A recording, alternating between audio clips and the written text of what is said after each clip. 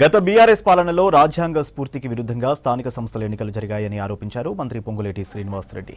రాష్ట్రంలో 3 విడతల్లో జరిగిన సర్పంచ్ ఎలక్షన్స్ లో కాంగ్రెస్ పార్టీ బలపరిచిన అభ్యర్థులు అధిక సంఖ్యలో విజయం సాధించారని చెప్పారు. భవిష్యత్తులో జరగబోయే అన్ని ఎన్నికల్లోనూ కాంగ్రెస్ దే విజయం ఉంటుందని ధీమా వ్యక్తం చేశారు. భద్రాద్రి కొత్తగూడెం జిల్లాలో అభినందన ఆత్మీయ సత్కార సభ ఏర్పాటు చేశారు. నూతనంగా గెలిచిన సర్పంచులు, ఉప సర్పంచులు, వార్డు మెంబర్లకు అభినందనలు తెలియజేశారు మంత్రి పొంగులేటి. గ్రామస్థాయి ఎన్నికలు రాజకీయాలకు ఆయు పట్టన్నారు మంత్రి పొంగులేటి. ఏ రాజకీయ పార్టీ నిలదొక్కుకోవాలన్నా, ఏ రాజకీయ నాయకుడి తలరాత మార్చాలన్నా దానికి పునాది గ్రామస్థాయి ఎన్నికలే అని చెప్పారు.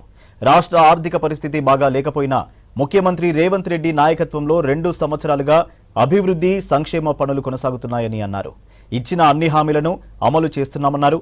కొత్తగూడెం కాంగ్రెస్ నేతలు, కార్యకర్తలకు అండగా ఉంటామని భరోసా ఇచ్చారు మంత్రి పొంగులేటి. ఏదైతే కారు కూతలకు వస్తుందో పింక్ కలర్ పేపర్లు మీకేంటి మీకంటే మాకే ఎక్కువ సీట్లు వచ్చాయని వారి పత్రికలో ప్రింట్ ఎంచుకుంటున్నాయో, వారికి ఎక్కడెక్కువ వచ్చినాయో, ఏ గ్రామ పంచాయతీలో వారు గెలిచారో ఏమీ కనిపించదు.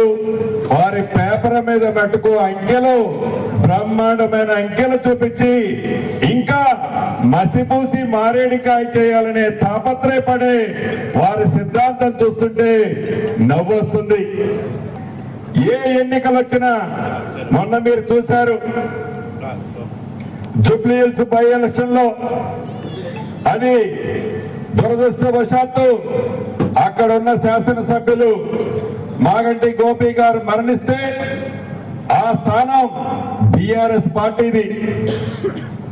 కానీ బై ఎలక్షన్ లో జూబ్లీ హిల్స్ సంబంధించిన ఓటర్ మహాశయులు కూడా గెలుపంటే అలా ఇలా గెలుపు కాదు, సుమారు 25,000 ఓట్ల మెజార్టీతో అద్భుతమైన ఫలితం అక్కడిచ్చారు. దాని తర్వాత జరిగిన ఈ స్థానిక సంస్థ ఎన్నికల్లో గ్రామీణ ప్రాంతంలోని కాంగ్రెస్ పార్టీ సానుభూతి పరులు, న్యూట్రల్ ఓటర్స్ కూడా కాంగ్రెస్ పార్టీకి పూర్తి మద్దతు తెలిపారు.